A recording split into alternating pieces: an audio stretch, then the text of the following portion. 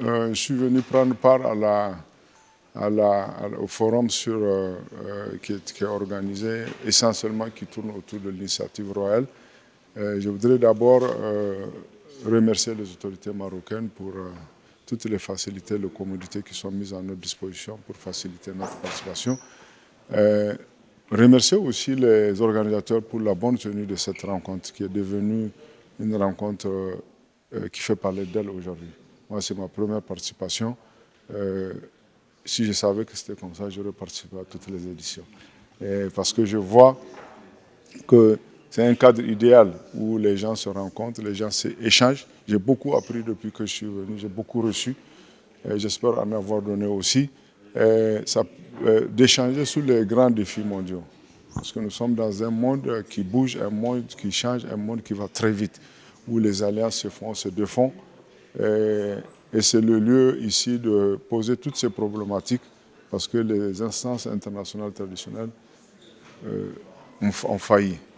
Le système des Nations Unies, tout le monde sait que ça ne marche pas. C'est pourquoi d'ailleurs on demande la réforme de ce système, les pays africains en tête. La gouvernance mondiale financière, c'est un chaos.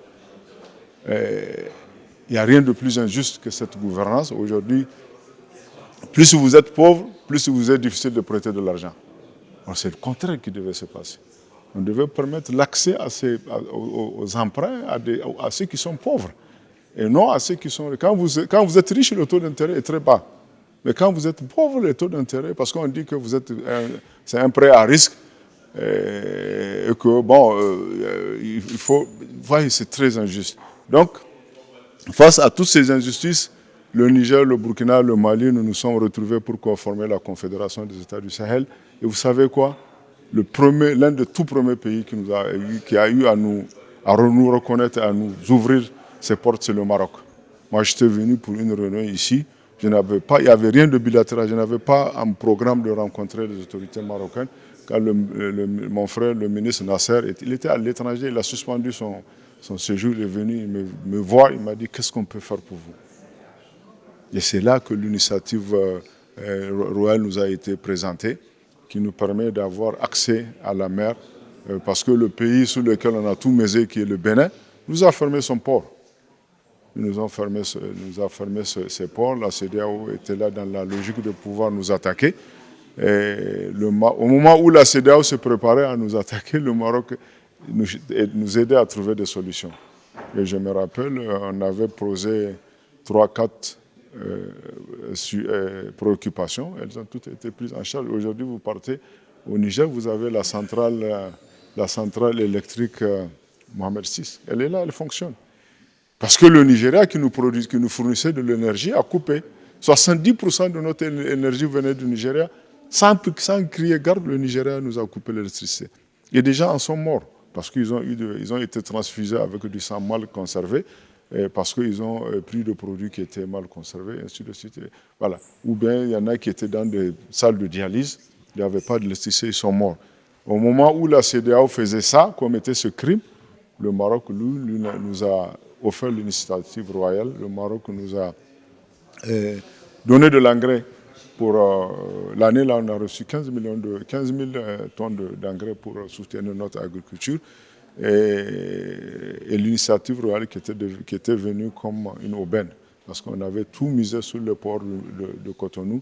Voilà maintenant un port qui nous rapproche de la Méditerranée, un port qui nous rapproche de l'Europe, un port qui nous rapproche des États-Unis, du continent américain, parce que c'est la jonction entre les deux continents, et un port qui permet aussi pour nous d'importer des produits manufacturés, parce qu'on a arrêté maintenant d'exporter nos ressources premières.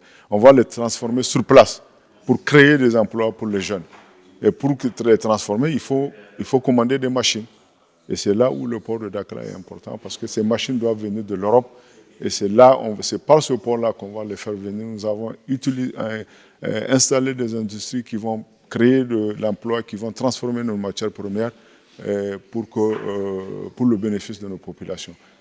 Et les produits finis qui vont sortir de ces usines seront exportés vers l'Europe. Et le port naturel, le port le mieux adapté, c'est celui de Dakhla. Et il y a des défis, c'est sûr. Ces défis, il faudra... je vais citer principalement l'insécurité. Parce que d'ici pour aller chez nous, moi j'ai vu comment la centrale, les moteurs de la centrale ont été transportés. Mais tout ça, nous disons que c'est une question d'engagement. Si on s'engage, les terroristes, on les a amenés, on sait comment ils sont arrivés chez nous. Donc si les pays s'engagent, et on est sûr de les vaincre dans tous les cas. Ce ne sont pas des gens, là, malgré tout ce que les gens rencontrent, ils n'occupent aucun centimètre carré chez nous. C'est une guerre asymétrique, ils viennent, ils font... Tout le monde peut faire ce qu'ils font.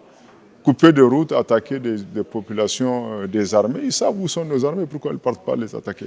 Avant, c'était le cas, mais maintenant, ils ne le font plus. Ils ne le font plus. Voilà, donc, avant, comme je disais tout à l'heure, c'était les syndicats qu'on utilisait pour faire des grèves, perturber nos pays, créer l'instabilité, renverser les régimes qui ne sont pas favorables. Maintenant, c'est le terrorisme, on l'utilise. Et à la limite, vous savez, on s'est rendu compte d'une chose, c'est pas aussi mauvais que ça que le terrorisme ait touché nos pays. Parce que vous allez voir à la sortie de la guerre, parce qu'on va sortir de là.